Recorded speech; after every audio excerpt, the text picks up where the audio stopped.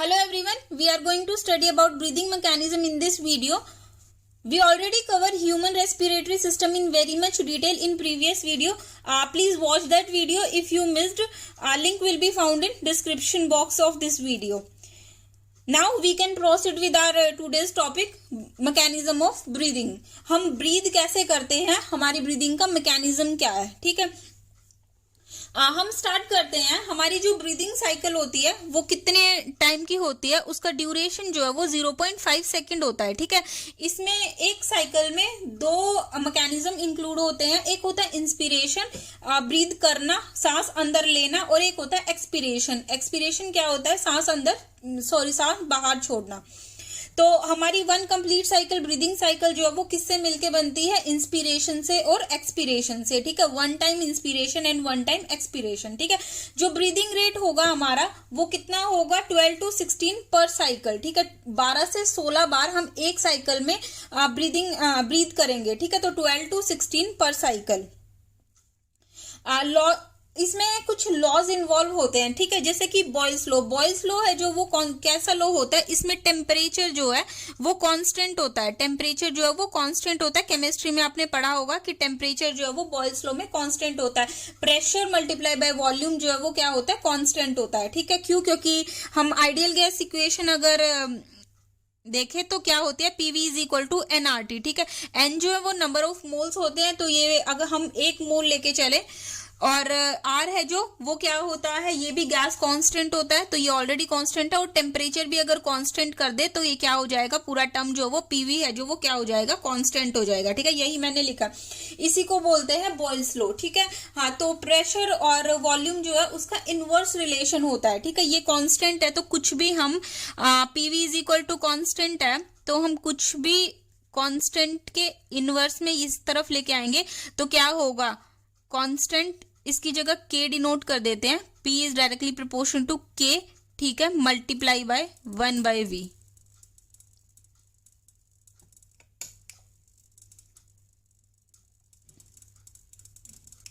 क्या हो रहा है ये, सॉरी, वी कैन कंटिन्यू। तो के है जो वो प्रोपोर्शनलिटी हटा के हम के लगा देते हैं, और इनवर्सली तो ये क्या होता है, पी है जो वो इनवर्सली प्रोपोर्शन टू वॉल्यूम होता है, ठीक है। जैसे कि मतलब इसका मतलब क्या होता है, प्रेशर बढ़ेगा तो वॉल्यूम कम होगा, वॉल्यूम बढ़ेगा तो प्रेशर कम होगा, ठीक है। अब इसमें मसल्स कौन सी इन्वॉल्व होती है, मसल्स है जो सबसे पहले तो डायफ्राम है जो वो इन्वॉल्व होता है, ठीक है। डायफ्राम के बारे में हमने कल पढ़ा था, ठीक है। फ्रेनिक मसल्स बोला जाता है इसको, और ये मेमेलियन कैरेक्टर होता है, ठीक है। उसके बाद कोस्टल मसल्स जो है वो प्रेजेंट होती है। कोस्टल मसल जो कि रिब्स की जो मसल्स होती है, ठीक है, उनको कोस्टल मसल बोला जाता है, ठीक है। तो कोस्टल मसल दो होती है, एक होती है एक्सटर्नल कोस्टल मसल, एक होती है इंटरनल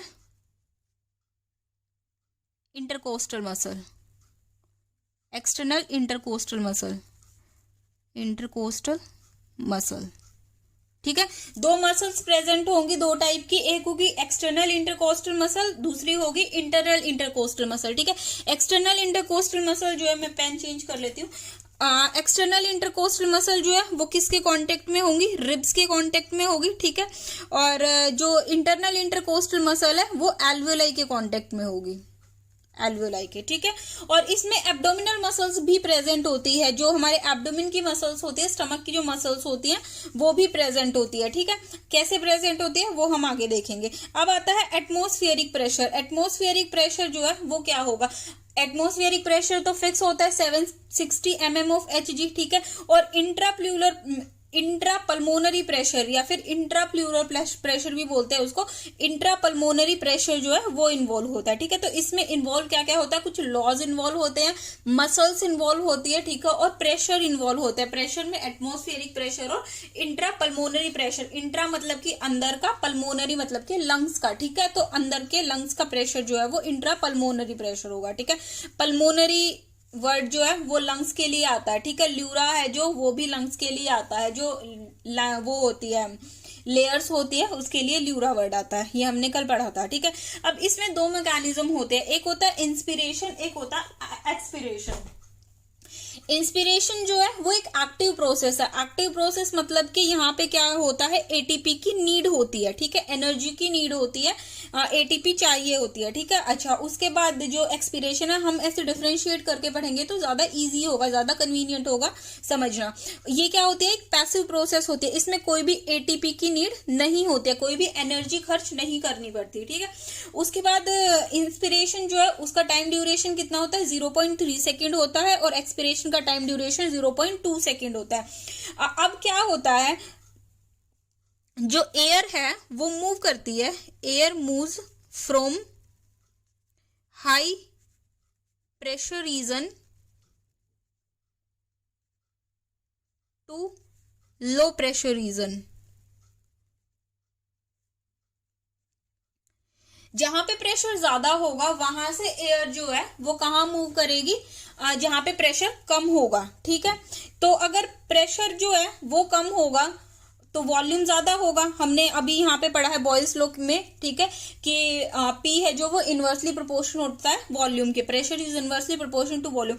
तो अगर प्रेशर ज्यादा है तो वॉल्यूम कम होगा, तो एटमॉस्फेरिक प्रेशर कितना है, 760 mm ऑफ Hg, ठीक है। और इंट्रापल्मोनरी प्रेशर, अब एयर को अंदर आना है ना, तो बाहर से अंदर आएगी तो बाहर प्रेशर ज्यादा होगा और अंदर प्रेशर कम होगा। तो इंट्रापल्मोनरी प्रेशर जो है वो हम एज्यूम कर लेते हैं, ये अप्रोक्सीमेटली इतना ही होता है, 758 mm ऑफ Hg, ठीक है। तो यहाँ प्रेशर कम है मतलब यहाँ वॉल्यूम ज्यादा होगा, और यहाँ वॉल्यूम ज्यादा है, यहाँ वॉल्यूम कम है, प्रेशर ज्यादा होगा, ठीक है। मैंने उल्टा बोल दिया, प्रेशर ज्यादा होगा वॉल्यूम कम होगा, ठीक है। तो अब वॉल्यूम है जो वो थोरेसिक चैम्बर का, पल्मोनरी प्रेशर जो है उससे पल्मोनरी वॉल्यूम जो है वो इंक्रीज होगा, थोरेसिक चैम्बर का जो थोरेसिक वॉल्यूम है वो इंक्रीज होगा। वो कैसे इंक्रीज होगा, हम क्या करेंगे, external intercostal muscles and EIC, external intercostal muscles जो है वो क्या करेंगी, कॉन्ट्रैक्ट करेगी। कॉन्ट्रैक्ट करके क्या होगा, जो रिब्स होंगी, जो पूरा रिब केज होगा उसको लिफ्ट अप कर देगा, ठीक है। एक्सटर्नल इंटरकोस्टल मसल जो है वो कॉन्ट्रैक्ट होंगी और जो रिब केज होगा पूरा, ठीक है, तो क्या होगा, रिब्स जो है वो एलिवेट हो जाएंगी, ऊपर की तरफ है जो वो क्या हो जाएंगी, एलिवेट हो जाएंगी, लिफ्ट हो जाएंगी, ठीक है। और स्टर्नम, साथ में स्टर्नम भी ऊपर जाएगा, ठीक है। तो क्या हुआ, जो वॉल्यूम है वो कौन सी एक्सिस में बढ़ा, डोर्सोवेंट्रल एक्सिस, ठीक है। जो फ्रंट वाला पोर्शन है, जो फ्रंट वाला पोर्शन होता है वो कौन सा होता है, वेंट्रल पोर्शन होता है, और जो बैक का पोर्शन होता है वो डोर्सल पोर्शन होता है। जो फ्रंट वाला पोर्शन होता है वो वेंट्रल पोर्शन होता है, और जो बैक का पोर्शन होता है उसको डोर्सल पोर्शन बोला जाता है साइंस की लैंग्वेज में, बायोलॉजी की लैंग्वेज में, ठीक है। तो यहाँ पे क्या होगा, जब एक्सटर्नल इंटरकोस्टल मसल कॉन्ट्रैक्ट करेंगी तो लिफ्ट होंगी क्या, रिब्स और स्टर्नम, ठीक, इन डोर्सोवेंट्रल एक्सिस, ठीक है। तो डोर्सोवेंट्रल एक्सिस में तो वॉल्यूम कहाँ इंक्रीज होगा, डोर्सोवेंट्रल एक्सिस में इंक्रीज हो जाएगा वॉल्यूम, ठीक है। उसके बाद बारी आती है डायफ्राम की। डायफ्राम क्या करेगा, कॉन्ट्रैक्ट करेगा। नॉर्मली डायफ्राम जो है वो डोम शेप का होता है, लेकिन नॉर्मली डायफ्राम जो है वो डोम शेप का होता है, तो क्या करेगा, कॉन्ट्रैक्ट होकर वो फ्लैटन हो जाएगा, ठीक है। तो फ्लैटन जैसे होगा तो वो एंटीरियो पोस्टीरियर, ठीक है, ऊपर से नीचे वाला जो पोर्शन होता है एंटीरियो पोस्टीरियर, उसमें वॉल्यूम इंक्रीज होगा थोरेसिक चैम्बर का, ठीक है। तो अब क्या हुआ, वॉल्यूम इंक्रीज हुआ एंटीरियो पोस्टीरियर रीजन में भी और डोर्सोवेंट्रल रीजन में भी, ठीक है। तो एयर जो है वो क्या कर जाएगी, अंदर क्या कर जाएगी, मूव कर जाएगी, air come inside the lungs, ठीक है। तो इंस्पिरेशन का मैकेनिज्म समझ आया। एक्सटर्नल इंटरकोस्टल मसल्स है जो वो लिफ्ट करेगी रिब्स को और स्टर्नम को इन डोर्सोवेंट्रल एक्सिस में। डायफ्राम जो है वो कॉन्ट्रैक्ट होके फ्लैट हो जाएगा, फ्लैट हो जाएगा तो क्या करेगा, वो भी वॉल्यूम इंक्रीज करेगा एंटीरियो पोस्टीरियर एक्सिस में। एक्सिस इंपॉर्टेंट है, कौन सी एक्सिस में होगा, ठीक है। तो क्या होगा, एयर है जो वो अंदर मूव कर जाएगी। क्यों मूव कर जाएगी, क्योंकि एयर जो है वो high pressure to low pressure move करती है, ठीक है। तो इसमें लंग्स में हमेशा क्या होगा, नेगेटिव प्रेशर जो है, ग्रेडियंट, जब भी कोई चीज जो है वो हाई से लो या फिर लो से हाई ऐसे मूव करती है तो वहां पे कुछ ग्रेडियंट्स बनते हैं, ठीक है। तो यहाँ पे क्या होगा, नेगेटिव ग्रेडियंट, ग्रेडियंट का मतलब डिफरेंस होगा, ठीक है। तो यहाँ पे प्रेशर का डिफरेंस है तो प्रेशर ग्रेडियंट बनता है, तो इसकी वजह से एयर जो है वो मूव कर जाती है। अब आता है एक्सपिरेशन। एक्सपिरेशन एक पैसिव प्रोसेस है, कोई भी एनर्जी की जरूरत नहीं होती। 0.2 सेकेंड इसका ड्यूरेशन होता है, ठीक है। अब क्या हुआ, एटमॉस्फेरिक प्रेशर तो क्या है, फिक्स है 760 mm ऑफ Hg, लेकिन इंट्रापल्मोनरी प्रेशर क्या हो गया, मान लो 762 हो गया, ठीक है। 762 हो गया तो अब क्या होना है, एयर को बाहर जाना है ना, क्योंकि अंदर प्रेशर ज्यादा है वॉल्यूम कम, अंदर प्रेशर ज्यादा है वॉल्यूम कम है, तो बाहर प्रेशर कम है वॉल्यूम ज्यादा है, ठीक है। तो मूव करना है, अब यहाँ पे वॉल्यूम कैसे कम होगा, ठीक है। जब मूव करेंगी, जब एयर है जो वो अंदर से बाहर मूव, सॉरी मैंने बहुत सारी वीडियो रिकॉर्ड कर दी, लेकिन मैंने बाद में देखा कि वीडियो तो बंद हो चुकी है, आधी वीडियो 10 मिनट की वीडियो रिकॉर्ड हुई है, तो मैं दोबारा से जहां से रुकी थी वीडियो, मैं वो दोबारा रिकॉर्ड कर रही हूँ। मैं एक बार एक्सपीरिएशन प्रोसेस जो है वो दोबारा बता देती हूँ। मैंने देखो इतना सब कुछ लिख दिया था ये सारा, बट कोई नहीं, मैं फिर से बता देती हूँ। एक्सपीरेशन प्रोसेस में क्या होगा, एक्सपीरेशन प्रोसेस एक पैसिव प्रोसेस है जिसमें एनर्जी है जो उसकी जरूरत नहीं होती है। 0.2 सेकंड का टाइम पीरियड होता है इसका, ठीक है। एटमॉस्फेयर में क्या हुआ, 760 mm Hg जो है, एटमॉस्फेरिक प्रेशर जो है वो 760 mm Hg है, ठीक है। इंट्रापल्मोनरी प्रेशर 762 mm Hg है, ठीक है। तो क्या होगा, अब एयर है जो उसको बाहर मूव करना है। अब एयर बाहर कैसे मूव करेगी, एक्सटर्नल इंटरकोस्टल मसल्स जो है वो रिलैक्स होगी, जिससे रिब्स और स्टर्नम जो है वो अपने रिलैक्स स्टेट में आ जाएगा, ठीक है। और डायफ्राम जो है वो भी रिलैक्स हो जाएगा, और वो किस में आ जाएगा, डोम शेप में आ जाएगा, ठीक है। जिससे वॉल्यूम जो है डायफ्राम की वजह से कहाँ पे डिक्रीज होगा, एंटीरियर पोस्टीरियर एक्सिस में, ठीक है। और EIC एक्सटर्नल इंटरकोस्टल मसल्स की वजह से कहाँ पे डिक्रीज होगा, डोर्सोवेंट्रल एक्सिस में, ठीक है। और एयर है जो वो क्या हो जाएगी, come out of the lungs से बाहर आ जाएगी, ठीक है। ये डायग्राम मैंने दिखाए थे, मुझे नहीं पता ये रिकॉर्ड हुए हैं कि नहीं है, हम फिर से देख लेते हैं। यहाँ पे क्या हुआ, एयर जो है वो लंग्स में एंटरिंग कैसे करेगी, ठीक है। EIC एक्सटर्नल इंटरकोस्टल मसल्स जो है वो क्या करेगी, कॉन्ट्रैक्ट करेगी, ठीक है। कॉन्ट्रैक्ट करेगी तो वो वॉल्यूम इंक्रीज करेगी डोर्सोवेंट्रल एक्सिस में। डोर्सोवेंट्रल एक्सिस हमारी ये वाली एक्सिस है, ठीक है। ये वाली एक्सिस जो है इसमें इंक्रीज करेगी, तो रिब्स और स्टर्नम जो है वो रेज हो जाएंगी, अप हो जाएंगे, लिफ्ट हो जाएंगे, ठीक है। और डायफ्राम जो है वो कॉन्ट्रैक्ट होगा, और कॉन्ट्रैक्ट होकर ये फ्लैटन शेप बना लेगा, ठीक है। यहाँ पे देखो डोम शेप है, रिलैक्स होकर इसकी नॉर्मल कंडीशन जो रिलैक्सिंग कंडीशन होती है वो डोम शेप होती है, तो यहाँ पे फ्लैट हो जाएगा, ठीक है। फ्लैट होगा तो ये एंटीरियर पोस्टीरियर एक्सिस में वॉल्यूम जो है वो इंक्रीज हो गया, और ये डोर्सोवेंट्रल एक्सिस में वॉल्यूम इंक्रीज हो गया, ठीक है। तो एयर जो है वो अंदर एंटर कर जाएगी, ठीक है। ऐसे ये डायग्राम आता है डायफ्राम इसका एक्सपीरेशन का। एक्सपीरेशन में क्या होगा, डायफ्राम रिलैक्स हो जाएगा, तो वॉल्यूम है जो वो इसके अकॉर्डिंग कम है यहाँ पे वॉल्यूम, ठीक है। और रिब्स और स्टर्नम जो है वो रिटर्न हो जाएंगे कहाँ पे, अपनी ओरिजिनल पोजिशन पे, और वॉल्यूम ऑफ थोरेक्स जो है वो डिक्रीज हो जाएगा, ठीक है। ये एक पैसिव प्रोसेस है, 0.2 सेकेंड की होती है, ठीक है। अब हमने यहाँ पे पढ़ा था फोर्स्ड एक्सपीरेशन। फोर्स्ड एक्सपीरेशन में क्या आएगा, जब हम फोर्सफुली एक्सपायर करेंगे, हमारी एयर जो है बॉडी के अंदर जो एयर है जितनी नॉर्मल है उससे ज्यादा हम एक्सपायर करेंगे तो उसको फोर्स्ड एक्सपीरेशन बोलते हैं, ठीक है। ये एक एक्टिव प्रोसेस है। एक्टिव प्रोसेस है मतलब कि फोर्सफुली जब हम कोई काम करते हैं तो एनर्जी तो खर्च करनी ही होती है, ठीक है। जो नॉर्मल होगी, नेचुरल जो प्रोसेस होती है वो उसमें कोई भी एटीपी की जरूरत नहीं होती है, लेकिन जो हम अगर फोर्सफुली कुछ भी करेंगे तो उसमें एनर्जी जो है वो रिलीज करनी ही होगी, खर्च करनी होगी, तो एटीपी जो है वो उसकी रिक्वायरमेंट होती है यहाँ पे, ठीक है। तो ये एक एक्टिव प्रोसेस है। यहाँ पे क्या होगा, डायफ्राम जो है वो नॉर्मल रिलैक्स स्टेट में रहेगा, डोम शेप में रहेगा।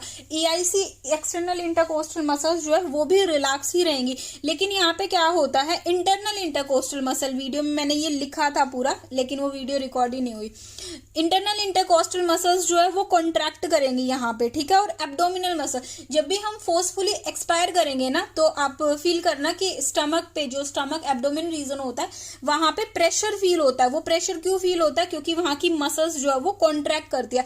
इससे क्या होगा, प्रेशर जो है वो बॉडी के अंदर बहुत ज्यादा इंक्रीज हो जाएगा, और वॉल्यूम जो है वो बहुत ज्यादा कम हो जाएगा, तो ये जो एयर है वो बाहर चली जाएगी, ठीक है। अब एक मैकेनिज्म ये मैं दोबारा लिख देती हूँ यहाँ पे। हमारी बॉडी में क्या होता है, टीवी, टाइडल वॉल्यूम, ठीक है, ये हम कल पढ़ेंगे, कल या फिर मतलब नेक्स्ट वीडियो में हम बहुत डिटेल में पढ़ेंगे। टाइडल वॉल्यूम जो है वो कितना होता है? टाइडल वॉल्यूम होता क्या है? नॉर्मल इंस्पिरेशन और नॉर्मल एक्सपिरेशन। नॉर्मली सांस जो हम लेते हैं उसको टाइडल, उसमें जितना अमाउंट ऑफ एयर जो है वो एंटर करता है हमारी बॉडी में, ठीक है, वो होता है टाइडल वॉल्यूम। ठीक है, तो टाइडल वॉल्यूम जो है वो 500 ml होता है। ठीक है, 500 ml होता है अप्रोक्सीमेशन एक हेल्दी पर्सन का। ठीक है, तो 500 ml, इसमें ये दो पार्ट में डिवाइड होता है। एक होता है 150 ml, एक होता है 350 ml। ठीक है, ये जो 150 ml होता है ये एक्सचेंज पार्ट नहीं होता है, इसका कोई भी एक्सचेंज नहीं होता, मतलब ये रिजर्व होता है लंग्स में। ठीक है, और ये जो है ये एक्सचेंज होता है। ठीक है, ये एक्सचेंज होता है, ये रिजर्व होता है, इसीलिए इसको क्या बोला जाता है? Anatomically dead space. ठीक है, ये लंग्स के एक स्पेस में प्रेजेंट होता है, जो स्पेस जो है वहां पे कोई भी एक्सचेंज नहीं होता है, इसीलिए हमारे लंग्स जो है वो फोर्सफुली एक्सपायर करने के बाद भी कोलैप्स नहीं करते। कोलैप्स क्यों नहीं करते? क्योंकि उसमें 150 ml of amount of air जो है वो हमेशा प्रेजेंट होती है। ठीक है, और 350 ml जो है वो एक्सचेंज पार्ट में जाता है। ठीक है, ये हम कल बहुत डिटेल में पढ़ेंगे जब हम रेस्पिरेटरी वॉल्यूम्स पढ़ेंगे। टाइडल वॉल्यूम हो गया, IRV हो गया, इंस्पिरेटरी रिजर्व का वॉल्यूम, ठीक है, expiratory reserve volume, vital capacity, TLC, FRC, ये सारा हम डिटेलिंग में कवर करेंगे। This is all about breathing mechanism. मैं एक बार समराइज कर देती हूँ फटाफट। हमारी जो ब्रीदिंग मैकेनिज्म की साइकिल होती है वो 0.5 सेकंड की होती है। एक ब्रीदिंग साइकिल में क्या होता है? एक बार इंस्पिरेशन और एक बार एक्सपिरेशन। जो ब्रीदिंग रेट होता है वो 12 to 16 पर साइकिल होता है। ठीक है, उसके बाद लॉस प्रेजेंट होते हैं इसमें कुछ। बॉयल्स लॉ पे काम करता है, pressure is inversely proportion to volume. Pressure increase करेगा तो वॉल्यूम जो है वो डिक्रीज करेगा, टेम्परेचर कॉन्स्टेंट होता है। ठीक है, उसके बाद मसल्स कौन कौन सी प्रेजेंट होती है? डायफ्राम की फ्रेनिक मसल्स है जो वो प्रेजेंट होते हैं, कोस्टल मसल्स प्रेजेंट होते हैं, internal intercostal muscle, external intercostal muscle, और कुछ फोर्सफुल एक्सपिरेशन में एब्डोमिनल मसल्स भी प्रेजेंट होते हैं। प्रेशर्स कौन कौन से इन्वॉल्व होते हैं? एटमॉस्फेरिक प्रेशर और इंट्रापल्मोनरी प्रेशर। ठीक है, अब आता है इंस्पिरेशन। इंस्पिरेशन जो है एक एक्टिव प्रोसेस है, एनर्जी की जरूरत पड़ती है, एनर्जी खर्च करनी पड़ती है, 0.3 सेकंड की होती है। एटमॉस्फेरिक प्रेशर कितना है? 760 mm of Hg। Intrapulmonary pressure 758 mm of Hg होता है। वॉल्यूम इंक्रीज कैसे होगा? एक्सटर्नल इंटरकोस्टल मसल्स जो है वो कॉन्ट्रैक्ट होंगी तो रिब्स और स्टर्नम जो है वो एलिवेट हो जाएगा। ठीक है, डोर्सोवेंट्रल एक्सिस में डायफ्राम जो है वो कॉन्ट्रैक्ट होके फ्लैट हो जाएगा और वो भी इंक्रीज करेगा वॉल्यूम को एंटीरियर पोस्टीरियर एक्सिस में। ठीक है, और एक नेगेटिव प्रेशर है जो वो नेगेटिव प्रेशर ग्रेडियंट जो है वो जनरेट होगा, और एयर है जो वो high pressure to low pressure move करेगी और बाहर से एटमॉस्फेयर से लंग्स के अंदर आ जाएगी। ठीक है, उसके बाद आता है एक्सपिरेशन। एक्सपिरेशन जो है वो एक पैसिव प्रोसेस है, एनर्जी की जरूरत नहीं होती है, 0.2 सेकंड की होती है। Atmospheric pressure 760 mm of Hg मतलब के मरकरी होता है। ठीक है, तो कांस्टेंट होता है, फिक्स होता है। IP जो है intrapulmonary pressure 762 mm of Hg होता है। वॉल्यूम जो है वो कम कैसे होगा? अब EIC जो है एक्सटर्नल इंटरकोस्टल मसल रिलैक्स करेंगी, रिब्स और स्टर्नम जो है वो अपनी रिलैक्सिंग स्टेट में आ जाएगा। डायफ्राम जो है वो रिलैक्स होके कहाँ कैसा हो जाएगा? वापस डोम शेप का हो जाएगा और ये डिक्रीज कर देगा वॉल्यूम का एंटीरियर पोस्टीरियर एक्सिस में। ठीक है, अब प्रेशर कम हो गया, प्रेशर ज्यादा हो गया, वॉल्यूम कम हो गया। ठीक है, तो एयर जो है वो बाहर चली गई। इसके बाद हमने पढ़ा फोर्स्ड एक्सपिरेशन। फोर्स्ड एक्सपिरेशन में एक्टिव प्रोसेस है, एक एनर्जी खर्च करनी पड़ेगी इसमें भी।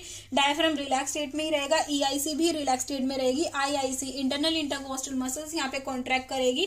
ठीक है, और एब्डोमिनल मसल्स जो है वो भी कॉन्ट्रैक्ट करती है। ठीक है, यहाँ पे एब्डोमिनल मसल्स वैसे नाम पूछते नहीं है लेकिन मैं फिर भी बता देती हूँ। स्टर्नोक्लीडोमैस्टियोइड मसल होती है एक एब्डोमेन में, स्टर्नोक्लीडोमैस्टियोइड मसल है जो वो इन्वॉल्व होती है इसमें। उसके बाद एनाटॉमिकली डेड स्पेस जो है वो कौन सा होगा? एनाटॉमिकली डेड स्पेस जो है वो 150 ml होगा। ठीक है, जो कंडक्टिंग जोन में प्रेजेंट होता है। कहाँ प्रेजेंट होता है? कंडक्टिंग जोन में, इसीलिए इसका एक्सचेंज नहीं होता है। कंडक्टिंग जोन में, कंडक्टिंग जोन पढ़ा था ना हमने उसमें। और एक्सचेंज में ये कहाँ प्रेजेंट होगा? रेस्पिरेटरी जोन में, रेस्पिरेटरी जोन, इसीलिए ये एक्सचेंज हो जाता है।